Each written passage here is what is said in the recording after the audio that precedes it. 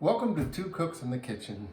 We are going to make this beautiful blueberry cream cheese puff pastry braid. This is really a nice thing, and I've got an easy recipe for puff pastry. Kelly said I garnished it like an Indian wedding, but it looked so lost on this big platter that I had to do something. So anyway, let's start off by making the puff pastry. We're going to make a puff pastry. This is a very easy way to make puff pastry. I've done this once and it worked very, very well. I've always had difficulty with the ones where you got to keep the dough cold all the time. You roll it out on a cold marble surface. It just is like impossible to deal with. And I've had mixed results. So we're going to do this one, and hopefully it'll work out just fine. If it doesn't, you won't see this video. So we're going to start with a quarter cup of water that's between 100 and 110 degrees.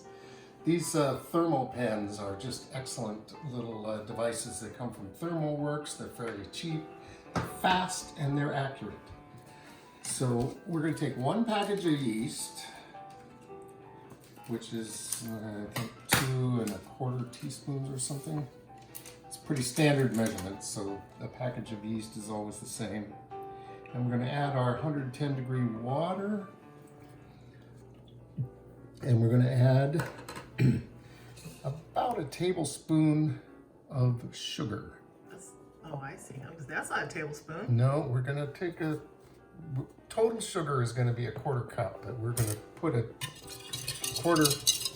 tablespoon or so in this. We're going to whisk it up.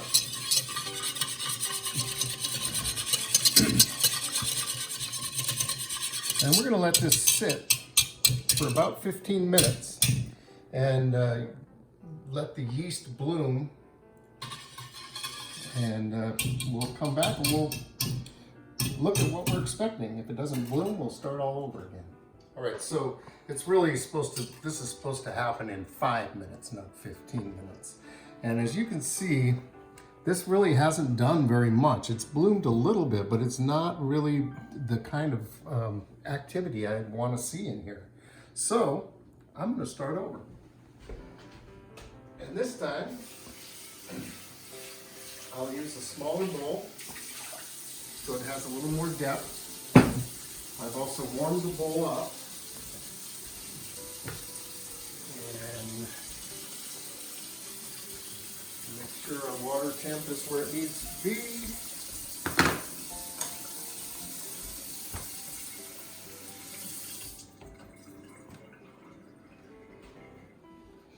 And we'll pour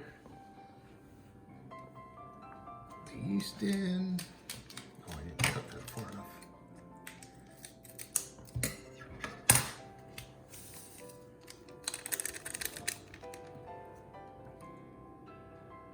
Get the water on there. And we'll even measure the sugar this time. So our about a tablespoon will be more like a tablespoon. And then we'll whisk that up. And we'll give this 5 minutes in this bowl. And hopefully we'll see much more activity out of this. All right, so we've had our 5 minutes with this batch, and as you can see, it's got a nice uniform foaminess. So we are going to go with that. And I'm going to put it back in the bigger bowl now, and we'll add the rest of our wet ingredients. Well, not all of them are wet, but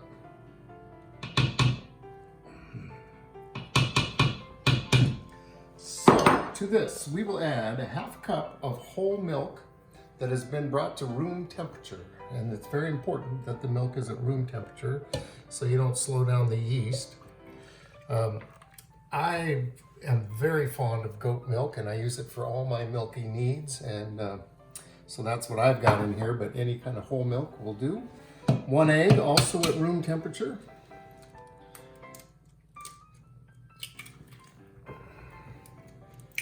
the remainder of our 1/4 cup of sugar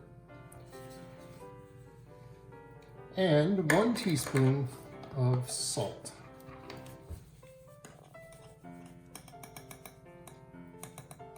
And we're going to mix all this together and then start to work on our butter and flour. All right, so that's nice. Now, we need 2½ cups of flour. And today we are going to be using sprouted wheat flour from Humboldt Grain Girls. Now, I found this flour to be pretty light. If we could actually measure this by weight, that would be the best. But this recipe doesn't do that. It just calls for 2½ cups. So when you measure flour, you don't want to drag the cup through the flour because that can compact it and change your measurement. All you really want to do is spoon it in to your measuring cup, and that will give you the most accurate measurement. You don't want to pack it in or anything. So, we're not quite there yet. And there's our, not quite, 2½ cups. Did you mention that sprouted wheat flour? Yeah, I did. Okay. Okay, so there's our 2½ cups of flour. Into the food processor it goes. And then we need 14 tablespoons of coned butter. And 14 tablespoons is a cube, 1 3/4 cubes.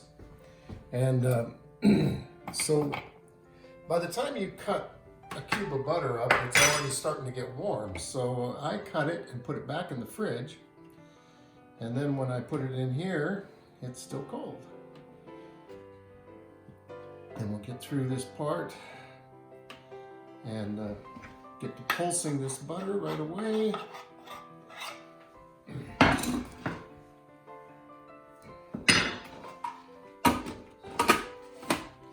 And we just want to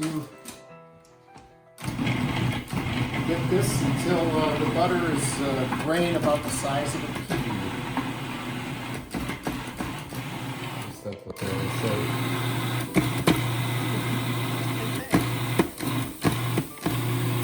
Let's see what we got. I think it needs more.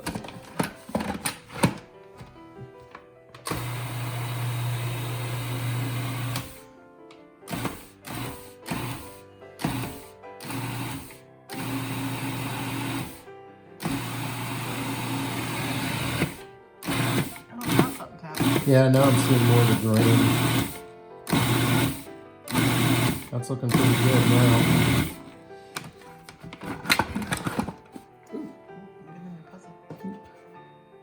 Yeah, that's looking pretty good.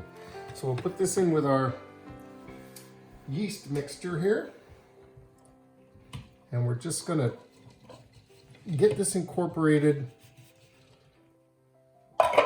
And then we're gonna chill it. This is not gonna be the tool for this job.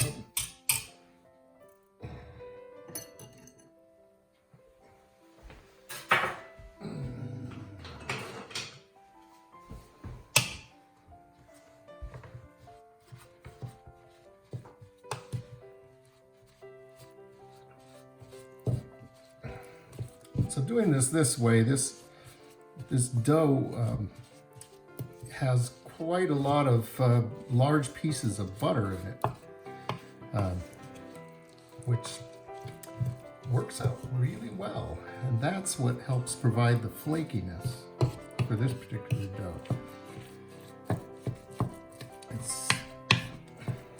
I recall it being pretty wet. This seems super wet though.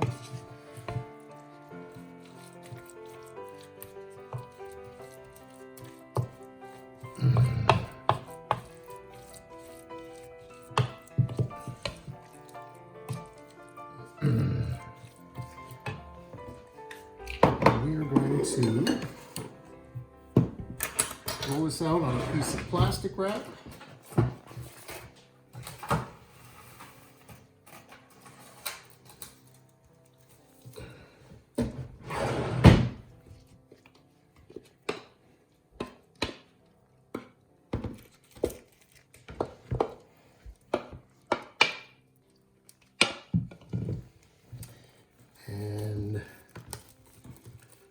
wrap it up tightly.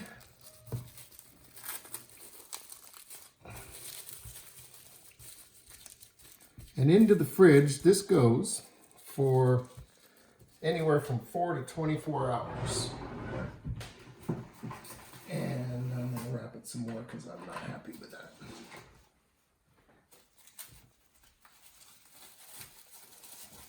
Okay. And there you have step 1. All right, so our dough sat in the fridge for pretty much 24 hours. And it came out, it was really quite wet, so I've worked in a little more flour into it. And so using quite a bit of flour here, what we're going to do is we're going to roll this out into a rectangle. And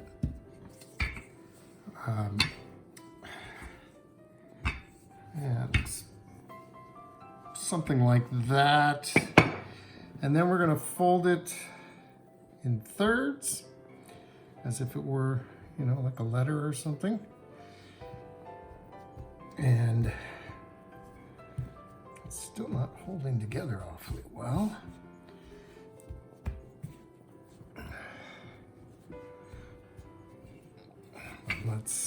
We'll roll this out again.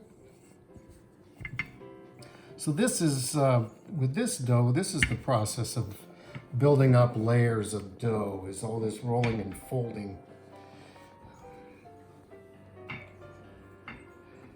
And we don't have to really be too concerned about keeping it tremendously cold or anything, which is much nicer than other puff pastries I've made.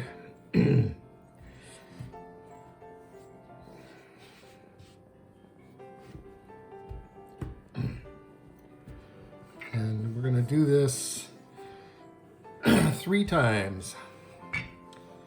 And then we're going to pop it back in the fridge. And the next time, it can be anywhere from 1 hour to 48 hours before you use the dough.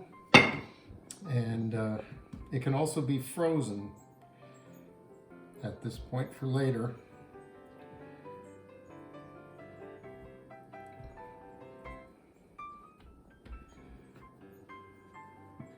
It just does not seem to be holding together properly here, but we'll see.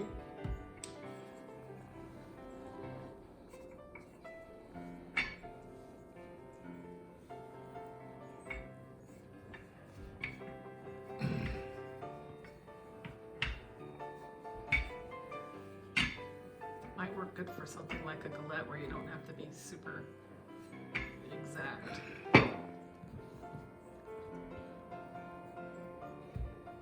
That's a good better.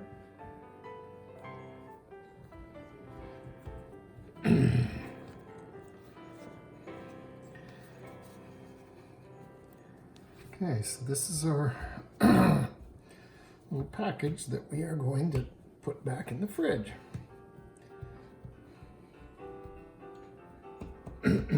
All right, so let's make a cream cheese filling. In the bowl of my stand mixer, I have 1 8-ounce packet of cream cheese, to which I'm going to add 1 egg yolk, and then we're just going to mix these together. Baby. Yeah, we're going to have to rearrange that a little bit. Oh, I know why. The wrong thingy? Should we No. start over? Oh, you lift the bowl up. Mixers work when you lift the bowl up. So this will mix together, get all light and fluffy, and then we'll add some other things to it.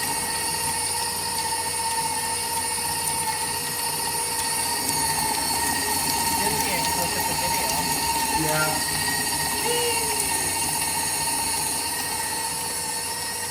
What you do for entertainment, you sit Yeah. around and watch the mixer. And then lift the beater.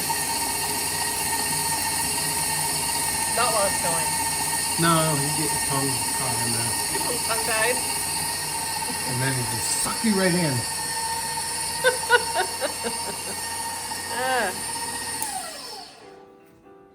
Scrape down a little right here because it's not getting that. And then we'll add to this a 1/4 cup of sugar.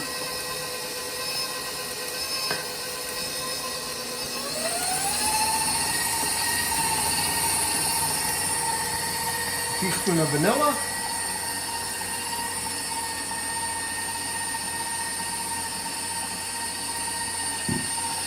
And a teaspoon of lemon juice. And instead of getting out an entire lemon and wasting half of it, I'm just going to use this stuff. It's good, it's lemony. We have a lemon tree, and we could actually get fresh lemon juice, but I'm too lazy. I was going to say L is for lazy. And we'll just fluff this up. Oh, that looks good. Yeah, and then this can sit in the fridge until we're ready to assemble our pastry. All right, so our dough now has chilled yet again, and we're going to cut it in half or thereabouts, because this is actually enough to make 2 desserts, and we'll have a half that we can freeze and use it again later for something, which will be good. And let's roll this out and just see what it's like.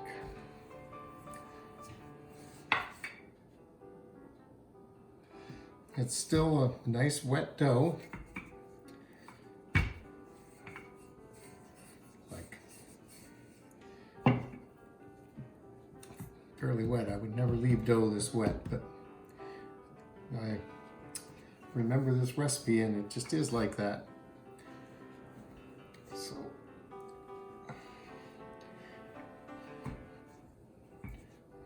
we're looking for a nice even puff pastry.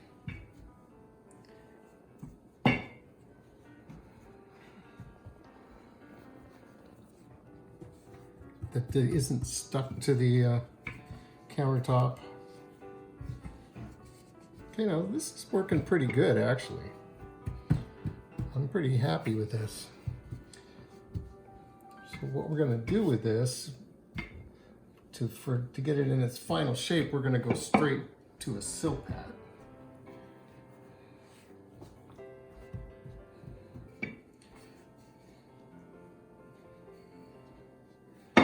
But there you have a rolled out sheet of pastry. Okay, so I've lifted my dough onto the sill pad here. This dough is definitely going to leak some butter as it cooks, so you need a pan that has a wall on it. And I cut a notch out of each shoulder here, and I made a little tail here, and I've just used this pizza cutter to cut some slits, hopefully fairly evenly along the length of the thing. And we're going to put our cream cheese filling in the middle here.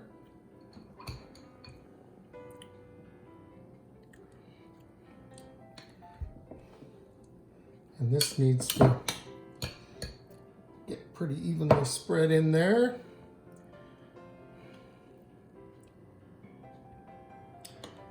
And this may be more than enough with the cream cheese filling. I think it's supposed to be enough for 2 braids, but I'm like, well, why skimp?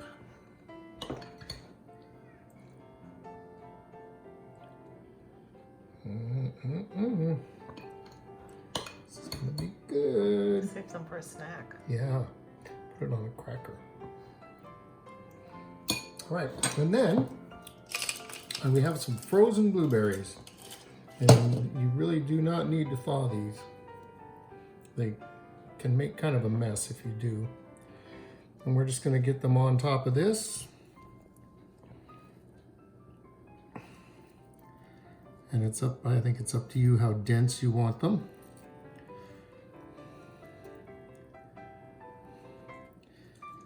think I kind of want them pretty dense. We'll see how that works out.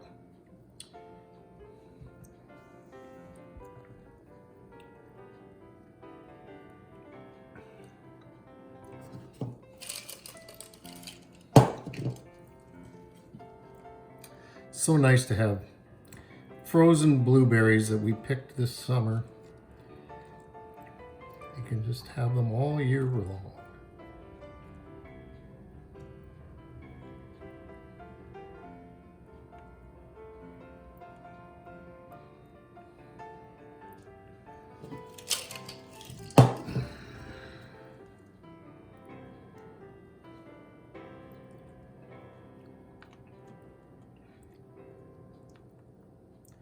So the tricky part with this dough, remember this is the sprouted flour dough, which has less gluten, and gluten helps things hold together. So I expect this dough to be a little tricky when it comes to folding this up, but I think we're going to be able to do it anyway. And here we find out.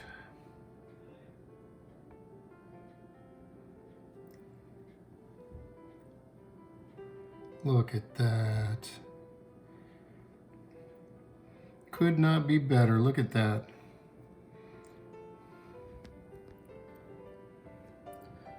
So far, so good.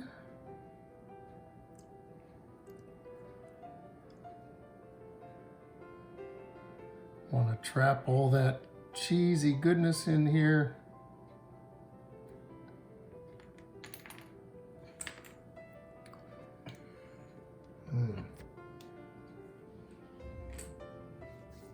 Yeah, puzzles to give to me again.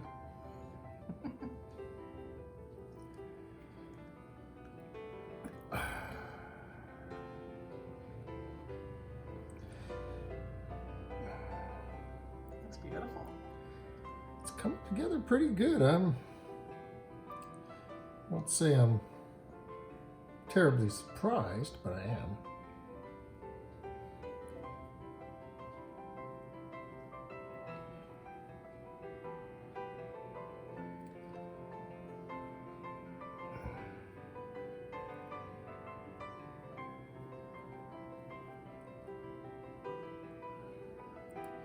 When we get down here to the end, we'll fold the little flap up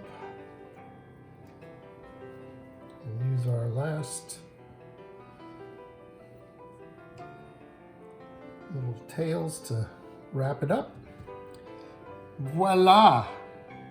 There you have it rolled up. All right, so now we need an egg wash. Give this a nice golden color as it bakes. 1 egg, 2 tablespoons of milk, and again, I'm just fond of goat milk. A fondness I developed when I lived in Hawaii and helped the neighbor milk her goats, and so we always had milk. It was great. And we're going to just whisk this together a bit.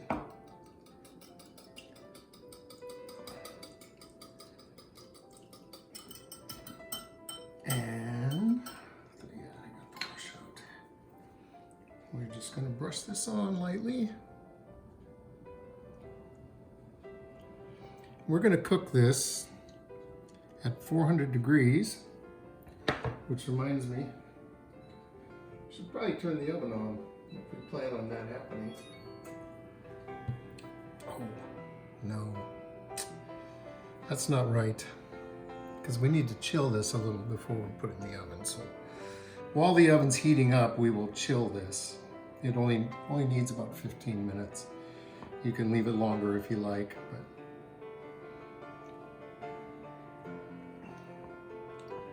Yeah, it'd be nice to do it ahead and then pop it in the oven. See, this you can have this all done. Yeah. This done the night before, and then in the morning, stick this in the oven and have a lovely hot finish for breakfast. And lastly, some sliced almonds. Give it a little crunch on top.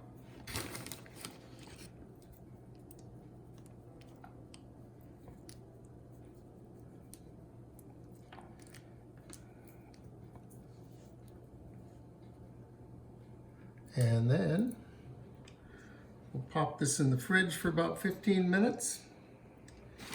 Put it in the oven for about 20 minutes. I'd say it's going to be 20 to 25 is probably going to be the reality here. But you know, you keep an eye on it. Make sure it cooks right. And there you have it. We'll see what happens. All right, so here's our Danish. It stayed in the oven for 20 minutes total. I turned it after 15, so it'd be a little more even. I looked at it at 20, expecting it to need another 5 more minutes, and it didn't. It was just done. So this is looking beautiful. We're gonna put the frosting on now. Frosting, it's good stuff. So I have here a half a cup of powdered sugar. I'm going to add to that 1 tablespoon of the notorious goat milk, and 1/2 a teaspoon of vanilla. And you can play with the consistency of this by adding more or less milk. To my recollection, comes out really well like this. So we'll see. I'm gonna whisk this together. And it's, you know, it's powdered sugar, so it melts really fast and nicely.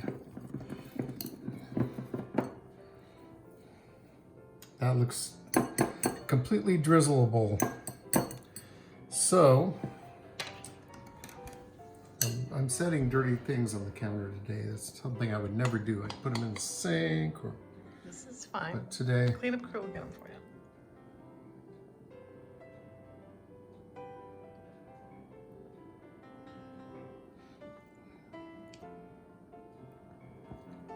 So we're looking for a drizzle. You don't want this to be like a solid frosting or anything. Just kind of like a glaze, I think. Yeah, Is sort of what you're doing. a little something to sweeten it up a little. Oh, doesn't that look good? Mm-hmm.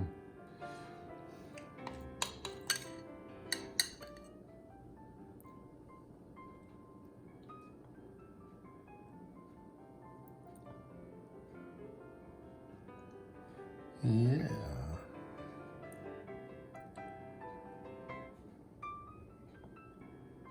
That's perfect. I think that's going to be plenty. Oh, and there you have it. The cream cheese and blueberry Danish braid. Thanks for watching Two Cooks in the Kitchen, and we'll see you next time.